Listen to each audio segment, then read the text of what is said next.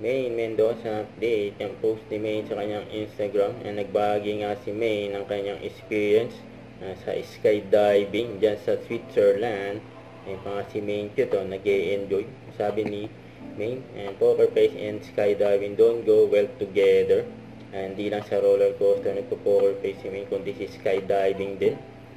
Grabe si Maine, walang uwian 5 bansa na napunta niya sa Europe. Unang-una sa Greece, Italy, Netherlands, Belgium, tapos Switzerland. Grabe yun. Ayun, no? Yan ang being cute. Grabe yung poker face ni May, no? Ito pa yung sabi ni May sa kanyang broadcast channel sa Instagram. Sabi niya, I tried for a few seconds. Skydiving is just so exhilarating that I've used to keep a poker face the whole time. Siguro sa 5 jump. But I'm so happy we had the chance to experience skydiving in Switzerland. The view is breathtakingly beautiful, like it a much do if you're in Switzerland. Nag-enjoy siya, long vacation si May dyan sa Europe.